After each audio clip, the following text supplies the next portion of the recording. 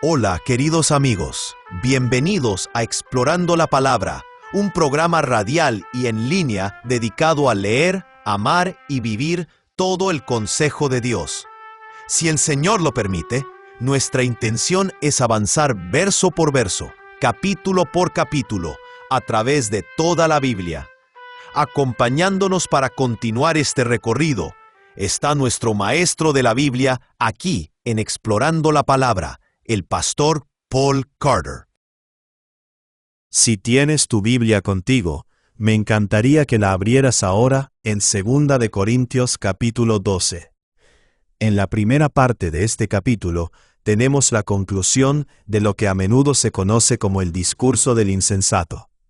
Se trata de una presentación sumamente retórica y profundamente irónica, en la cual Pablo exalta su propia pequeñez, mientras al mismo tiempo critica la actitud vulgar y orgullosa de los falsos apóstoles, quienes procuraban engrandecerse a sí mismos.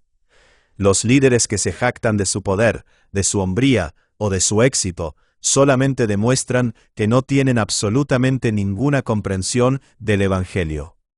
En esta segunda parte del discurso del insensato, Pablo dirige su atención contra la jactancia carismática de los falsos apóstoles. Él dice que podría enfrentarlos en su propio terreno. Podría hablar acerca de experiencias increíbles y revelaciones secretas. Podría hacerlo, pero eso sería problemático y estaría en contra de la voluntad y del deseo del Señor. De hecho, Pablo dice que, para impedir que se volviera orgulloso debido a la grandeza de las experiencias que había tenido, el Señor le dio una espina en la carne. Y la idea es bastante evidente. Las experiencias espirituales pueden llegar a amenazar la utilidad de un líder cristiano, tentándolo al orgullo y a confiar en sí mismo. Por lo tanto, tales experiencias son completamente inadecuadas como fundamento para recomendarse a uno mismo o para jactarse. En la segunda mitad del capítulo, Pablo vuelve a hablarles acerca de lo que necesitan hacer a fin de prepararse debidamente para su próxima visita. Escuchemos ahora la palabra del Señor, comenzando en el versículo 1. El gloriarse es necesario, aunque no es provechoso. Pasaré entonces a las visiones y revelaciones del Señor. Conozco a un hombre en Cristo que hace 14 años, no sé si en el cuerpo, no sé si fuera del cuerpo, Dios lo sabe, el tal fue arrebatado hasta el tercer cielo. Y conozco a tal hombre, si en el cuerpo o fuera del cuerpo no lo sé, Dios lo sabe, que fue arrebatado al paraíso, y escuchó palabras inefables, que al hombre no se le permite expresar.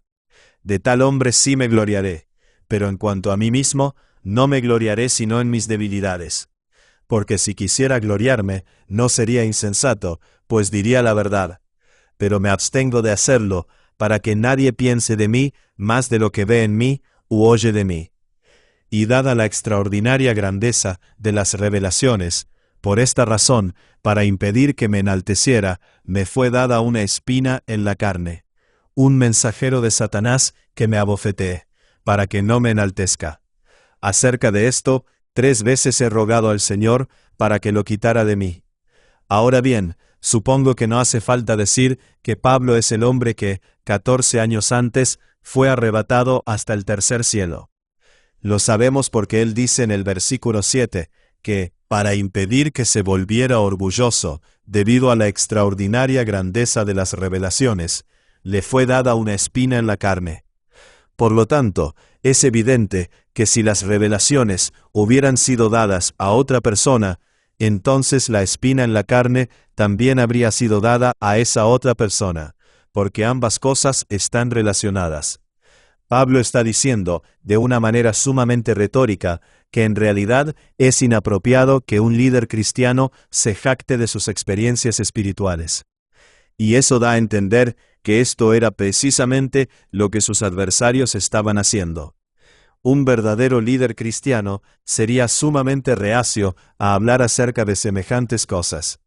Por lo tanto, Pablo demuestra una enorme reserva en la manera como presenta esta experiencia. Así que dice que, 14 años atrás, este hombre, Pablo, fue arrebatado hasta el tercer cielo. Si fue en el cuerpo o fuera del cuerpo, él no lo sabe, Dios lo sabe. Muy bien, ¿qué significa eso? La idea de ser arrebatado al cielo era muy conocida dentro de la tradición judía. Uno piensa de inmediato en Enoc. En Génesis, capítulo 5, versículo 24. Enoc caminó con Dios. Desapareció, porque Dios se lo llevó. O pensamos en el famoso arrebatamiento de Elías en los carros de fuego, registrado en Segundo de Reyes, capítulo 2, versículos 11 y 12. Mientras ellos iban andando y hablando, de pronto apareció un carro de fuego y caballos de fuego que separaron a los dos, y Elías subió al cielo en un torbellino. Eliseo lo vio y clamó: Padre mío, los carros de Israel y sus jinetes. Y no lo vio más. Entonces tomó sus vestidos y los rasgó en 2 pedazos. Muy bien, así que, vaya. El hecho de que Pablo hubiera tenido una experiencia semejante básicamente lo colocaría entre la élite de los personajes bíblicos. Por lo tanto, si esos falsos apóstoles querían enfrentarse con él, cara a cara, comparando experiencias espirituales, Pablo podía derrotarlos con toda facilidad. Pero una vez más, eso sería problemático. En el momento en que comienzas a jactarte de semejantes cosas, te has apartado del camino de la cruz. El camino de la cruz desciende hacia el servicio y el sufrimiento. Todavía no asciende hacia la gloria y la recompensa. Por eso Pablo es tan cauteloso. También resulta interesante este detalle acerca de que la visión había sucedido 14 años antes.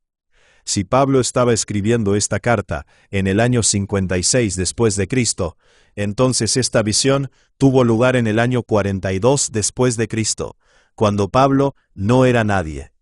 Ocurrió después de su huida de Damasco y antes de que volviera a aparecer en Antioquía una década más tarde. Ahora bien, en cuanto a lo que significa el tercer cielo, evidentemente es tan solo otra manera de referirse al paraíso, porque ambas expresiones se utilizan de manera intercambiable en los versículos 2 y 3. El tercer cielo es la presencia de Dios. El cielo que vemos sobre nosotros es el primer cielo, y las estrellas que se encuentran más allá constituyen el segundo cielo. Después de eso se encuentra la presencia de Dios, el tercer cielo, el cielo supremo, la sala del trono del Creador. Esa era la manera en que estos términos solían utilizarse en la cultura de aquel tiempo. Así que Pablo fue llevado hasta allí, a la sala del trono del Creador. Si fue en el cuerpo o fuera del cuerpo, él no lo sabe. Y allí vio cosas y escuchó cosas acerca de las cuales no puede hablar, aunque esas cosas definitivamente dejaron una marca profunda en él. Mark Seyfried ve una posible conexión entre esta experiencia y la referencia de Pablo a hablar en lenguas de ángeles. Él dice, la afirmación de hablar en lenguas de ángeles, y allí coloca entre paréntesis, 1 Corintios, capítulo 13, versículo 1, bien podría relacionarse con esta afirmación, ya que una visita al paraíso con bastante frecuencia incluye un encuentro con seres angelicales que guían al vidente o que rodean el trono divino. Así que, esta visita cambió a Pablo, pero él no la utilizará como fundamento para afirmar su autoridad. Así no es como funciona el liderazgo en la Iglesia de Jesucristo. No es como si la persona que ha tenido la mayor cantidad de experiencias espirituales recibiera automáticamente el derecho de estar a cargo. De hecho, la persona que haya tenido la mayor cantidad de experiencias podría ser también la más arrogante y la que más confía en sí misma. Por lo tanto, podría ser la última persona a quien se debería colocar a cargo. Una vez más, todo esto forma parte de la presentación sumamente retórica que Pablo está haciendo aquí. Sí, Pablo tuvo experiencias increíbles, pero esas experiencias no hicieron de él el líder que llegó a ser. De hecho, amenazaron con quebrantarlo. Y por eso, debido a la extraordinaria grandeza de las revelaciones, le fue dada una espina en la carne, un mensajero de Satanás. Eso se encuentra en el versículo 7. Ahora bien, ¿qué es esta espina en la carne? Ese, por supuesto, es uno de los grandes misterios en el estudio del Nuevo Testamento. Y desde luego, no lo sabemos, porque Pablo no lo dice. Algunas conjeturas bien fundamentadas. David Garland, por ejemplo, dice aquí, la espina en la carne parecería indicar alguna aflicción corporal. Por lo tanto, la mayoría de los intérpretes han dado por sentado que mediante la palabra espina, Pablo hace alusión a alguna enfermedad física. Esta interpretación se ve reforzada por la mención que hace Pablo de una enfermedad física que lo retuvo en Galacia y que lo llevó a predicarles el Evangelio. Garland se refiere allí a Gálatas, capítulo 4, versículos 13 y 14. Muy bien, todo eso me parece bastante razonable. A Pablo le fue dada alguna clase de dolencia física o corporal que sirvió como un impedimento humillante en su ministerio, aunque no llegó a incapacitarlo por completo. Personalmente, tiendo a pensar que la posibilidad más probable sería alguna clase de problema con sus ojos. Pablo habla de firmar sus cartas con letras enormes y torpes, lo cual sugiere que tenía mala visión. Y eso, naturalmente, habría sido muy vergonzoso. Pablo habría necesitado utilizar un escriba. Quizá incluso habría necesitado que alguien lo llevara de la mano cuando debía caminar por terrenos peligrosos o difíciles. También habría producido situaciones incómodas en sus relaciones sociales. Recordamos que, en Hechos de los Apóstoles, capítulo 23, Pablo afirmó que no sabía que quien le estaba hablando era el sumo sacerdote. Todo eso parece sugerir que tenía mala visión. Fuera lo que fuera, procedía de Dios, aunque se lo describe como un mensajero de Satanás. Ahora bien, ¿cómo puede ser eso? ¿Cómo puede algo proceder al mismo tiempo de Dios y de Satanás? Bueno, por supuesto, como lector de la Biblia, estás muy familiarizado con este concepto. En ocasiones, los teólogos se refieren a esto como una doble causalidad. Pensamos, por ejemplo, en el asunto del censo mencionado en Primera de Crónicas, capítulo 21, y también en Segundo de Samuel, capítulo 24. En Primera de Crónicas, capítulo 21, se dice, Satanás se levantó contra Israel e incitó a David a hacer un censo de Israel. Sin embargo, en Segundo de Samuel, capítulo 24, se dice, de nuevo, la ira del Señor se encendió contra Israel, e incitó a David contra ellos, diciendo, ve y haz un censo de Israel y de Judá. Muy bien, entonces, ¿cuál de los dos fue? ¿Satanás o el Señor? Y la respuesta, por supuesto, es ambos. El Señor incitó a David al permitir que Satanás incitara a David. Satanás es un perro sujeto con una cadena. Solamente puede hacer aquello que Dios le permite hacer. Y Dios acorta o alarga su cadena con el propósito de llevar a cabo planes que están de acuerdo con su voluntad perfecta y en última instancia bondadosa. Por supuesto, Satanás habría querido darle al apóstol Pablo todas las enfermedades posibles.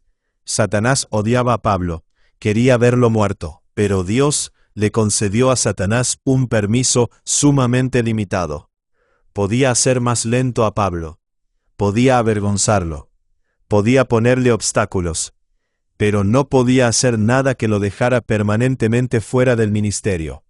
No podía hacer nada que le impidiera viajar y plantar iglesias. El diablo podía hacer que su vida fuera difícil y humillante, pero no tenía permiso para matarlo ni para incapacitarlo permanentemente. Muy bien, esa era la longitud de la cadena que se le había concedido.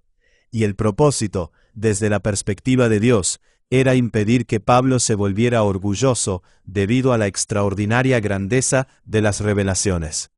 Las experiencias carismáticas son peligrosas. Pueden ser al mismo tiempo útiles y perjudiciales para la persona que las recibe.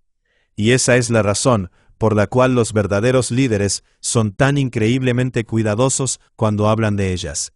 Pensamos, por ejemplo, en cuán cuidadoso fue Jesús con respecto a las señales y los prodigios. La gente siempre se los pedía, y con frecuencia vemos que Jesús rechazaba sus peticiones, debido a los peligros inherentes a construir un ministerio o una reputación sobre ella. Base de señales y prodigios. Y el apóstol Pablo era igualmente cuidadoso. Él dice, en 1 Corintios, capítulo 14, versículo 18, que habla en lenguas más que cualquiera de los creyentes de Corinto. Sin embargo, no existe ningún relato en la Biblia en el cual veamos a Pablo haciendo eso. Por lo tanto, debe haberlo hecho en privado. Era algo secreto. Era algo destinado para él, que no debía compartir con otros, ni realizar frente a otras personas. Necesitamos tener una categoría para esa clase de experiencia. Ahora bien, con respecto a esta espina en la carne, Pablo oró 3 veces para que le fuera quitada. ¿Por qué 3 veces? No lo sabemos. Tal vez estaba pensando en Jesús en el huerto de Getsemaní, cuando oró 3 veces para que aquella copa pasara de él, antes de aceptar finalmente que esa era la voluntad de Dios. Tal vez Pablo pensó, bueno, si Jesús solamente oró 3 veces para que su copa de sufrimiento pasara de él, ¿quién soy yo para orar más veces pidiendo que mi sufrimiento sea quitado? Esa podría ser la explicación. De cualquier manera, fuera lo que fuera, Pablo no recibió aquello que había pedido. Eso está muy claro. Pero Dios sí respondió a su oración. F. Bruce lo expresa de la siguiente manera. En efecto, su oración fue respondida, no mediante su liberación de la aflicción, sino mediante la concesión de la gracia necesaria para soportarla. Eso es exactamente lo que sucedió. Dios siempre responde nuestras oraciones, pero no siempre lo hace de la manera que nosotros deseamos o esperamos. Algunas veces nos saca del valle, y en otras ocasiones nos da las fuerzas necesarias para atravesarlo, tal como lo hace aquí con el apóstol Pablo. Versículo 9. Y él me ha dicho, te basta mi gracia, pues mi poder se perfecciona en la debilidad. Por tanto, con muchísimo gusto me gloriaré más bien en mis debilidades, para que el poder de Cristo more en mí. Por eso me complazco en las debilidades, en insultos, en privaciones, en persecuciones y en angustias por amor a Cristo, porque cuando soy débil, entonces soy fuerte. Este es realmente el punto culminante del argumento de Pablo en el discurso del insensato. De hecho, es el punto culminante de todo su argumento en 2 de Corintios. Scott Huffman dice aquí, comentar estos versículos con nuestras propias palabras implica correr el riesgo de restarles algo de su propia profundidad. Comprendo perfectamente lo que Huffman siente aquí, y entiendo su vacilación. En cierto sentido, nos encontramos aquí sobre un terreno profundamente santo.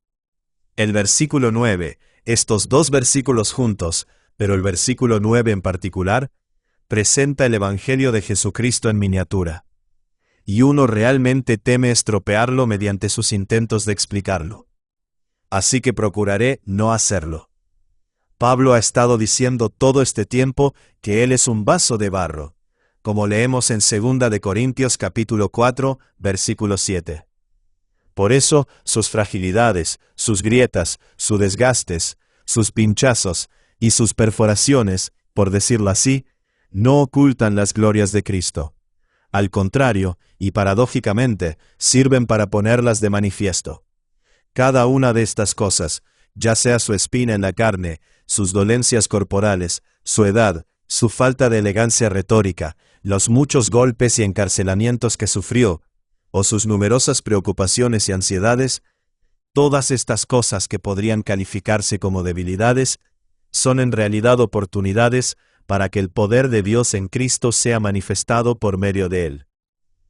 Todas estas cosas le dan a Pablo la oportunidad de reconocer sus limitaciones, de clamar pidiendo gracia y misericordia, y de recibirlas. De ese modo, queda completamente claro que la gloria por su vida y por su ministerio debe ser dada al Señor y no a Pablo.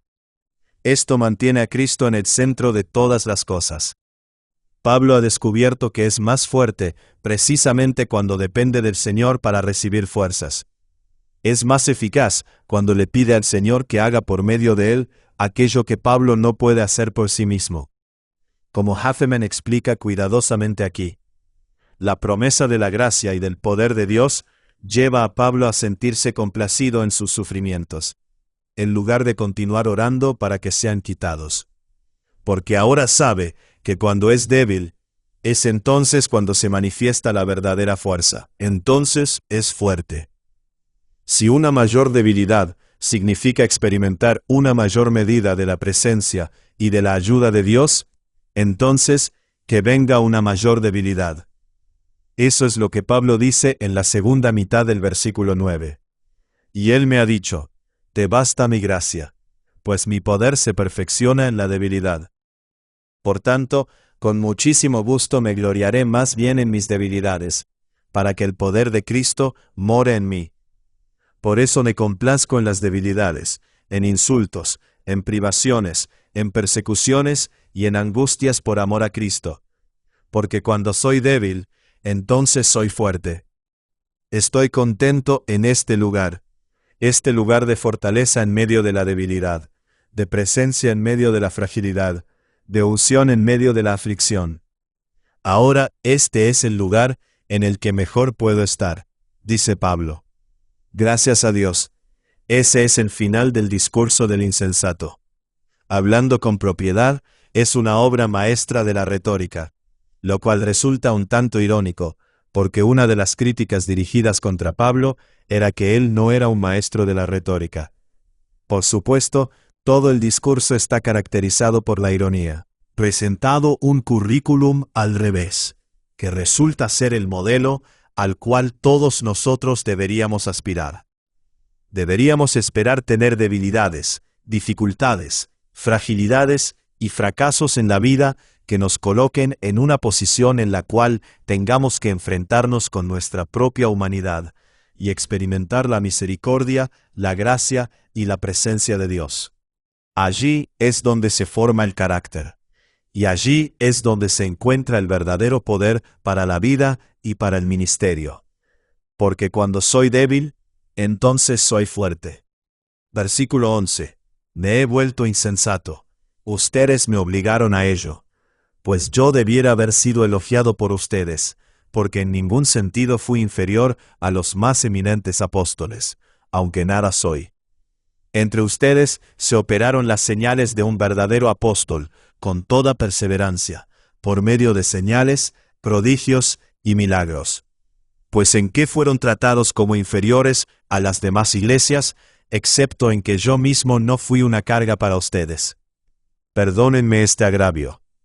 Esto viene a ser una especie de epílogo del discurso del insensato. Pablo lamenta haber tenido que participar en esta clase de conversación, ya fuera retórica, irónica o de cualquier otra naturaleza. Hay algo desagradable en todo este asunto, pero ellos lo obligaron a hacerlo. Por alguna razón, se sentían atraídos por líderes atrevidos, jactanciosos y mundanos, y corrían el peligro de seguirlos directamente hasta caer por el precipicio. Así que Pablo hace lo que tiene que hacer, aunque nunca debería haber sido necesario. Después de todo, las señales de un verdadero apóstol fueron realizadas entre ellos mediante señales, prodigios y obras poderosas. Ahora bien, esto parecería indicar que parte de la función de las señales y los prodigios en la época del Nuevo Testamento era autenticar a los portavoces autorizados de Jesús. A los apóstoles se les concedió una autoridad extraordinaria. Jesús solamente ministró públicamente durante poco más de 3 años. Por lo tanto, era necesario desarrollar y establecer los fundamentos de este movimiento, y los apóstoles fueron las personas autorizadas para hacerlo. Pero por supuesto, cualquiera podía afirmar que era un apóstol. Por eso las señales y los prodigios fueron concedidos como parte de la manera en que los verdaderos apóstoles debían ser autenticados. Sin embargo, recordamos por el relato del Éxodo que las señales y los prodigios pueden ser imitados. Pensamos en los magos de Faraón, quienes fueron capaces de reproducir las primeras señales que Moisés y Aarón realizaron. Así que las señales y los prodigios engañosos siempre han sido reconocidos y tomados en cuenta en la Biblia. Aún así, las señales y los prodigios forman parte de la manera en que un verdadero representante de Dios se identifica. Todas esas pruebas esperadas de autenticidad realmente fueron dadas. Ustedes las vieron, las experimentaron, lo saben. Entonces, ¿por qué se dejaron desviar con tanta facilidad? ¿Fue porque no recibí un salario de ustedes? Perdónenme por haberles causado semejante agravio. Es sorprendente cómo cosas tan pequeñas pueden apartar a las personas del camino de la vida y colocarlas en el camino de la apostasía. Creo que todos deberíamos sentirnos humillados al reconocerlo. Versículo 14. Miren, esta es la tercera vez que estoy preparado para ir a ustedes, y no les seré una carga, pues no busco lo que es de ustedes, sino a ustedes. Porque los hijos no tienen la responsabilidad de atesorar para sus padres, sino los padres para sus hijos. Y yo con mucho gusto gastaré lo mío, y aún yo mismo me gastaré por sus almas. Si los amo más, seré amado menos, pero en todo caso, yo no les fui carga. No obstante, siendo astuto, los sorprendí con engaño. ¿Acaso he tomado ventaja de ustedes por medio de alguien de los que les he enviado? A Tito le rogué que fuera, y con él envié al otro hermano. ¿Acaso obtuvo Tito ventaja de ustedes? ¿No nos hemos conducido nosotros en el mismo espíritu y seguido las mismas pisadas? Una vez más, Pablo se presenta aquí como un padre. Él dice, voy a ir para ayudarlos. No necesito que ustedes me ayuden. No estoy buscando recibir su ayuda. Soy como un padre que va a la casa de su hijo recién casado para destaparle el inodoro. Y además, voy a darle $50 a escondidas para que pueda llevar a su esposa a una cita romántica. ¿De acuerdo? Mi trabajo consiste en apoyarte y ayudarte a comenzar tu vida, no al contrario. Pablo menciona aquí a Tito, quien ha estado entre ellos con frecuencia y ha seguido el ejemplo de Pablo. Ninguno de los dos ha intentado aprovecharse de los corintios de ninguna manera. Por lo tanto, ha llegado el momento de abandonar toda sospecha y toda frialdad. Pablo es su padre espiritual, Tito es su hermano mayor, y ha llegado el momento de que vuelvan a participar en los asuntos de la familia. Así que dejemos atrás todas estas tonterías. Versículo 19. Todo este tiempo ustedes han estado pensando que nos defendíamos ante ustedes. En realidad, es delante de Dios que hemos estado hablando en Cristo. Y todo esto, amados, es para su edificación. Porque temo que quizá cuando yo vaya, halle que no son lo que deseo. Y yo sea hallado por ustedes que no soy lo que desean. Que quizá haya pleitos, celos, enojos, rivalidades, difamaciones, chismes, arrogancia, desórdenes. Temo que cuando los visite de nuevo, mi Dios me humille delante de ustedes, y yo tenga que llorar por muchos que han pecado anteriormente, y no se han arrepentido de la impureza, inmoralidad y sensualidad que han practicado. Así que Pablo dice aquí que su propósito principal en esta carta, y creo que podemos decirlo, especialmente en el discurso del insensato, no ha sido defenderse, sino enseñarles qué es lo que realmente importa en el liderazgo cristiano. No deberían sentirse fascinados por relatos de poder y experiencias espirituales. Deberían estar pensando en servir, sacrificarse y sufrir en el camino de Cristo. Así que pongámonos a hacer eso. Ha llegado el momento de abandonar la indulgencia hacia nosotros mismos. Ha llegado el momento de cerrar el libro de las disputas mezquinas. Ha llegado el momento de volver a comprometernos con la misión y con el llamado de Cristo. Espero que estén preparados para hacerlo, dice Pablo, porque en eso nos concentraremos durante mi próxima visita. Gracias a Dios, y gracias a ti por acompañarme en un episodio más de Explorando la Palabra. Gracias por acompañarnos en este episodio de Explorando la Palabra. Si este estudio ha sido de bendición para ti, considera compartirlo con otros para que más personas puedan profundizar en las Escrituras. Recuerda que el propósito de estudiar la Biblia no es solamente adquirir conocimiento, sino conocer más profundamente a Cristo y vivir de acuerdo con la verdad de su palabra. Nos vemos en el próximo episodio, mientras continuamos explorando la palabra de Dios juntos.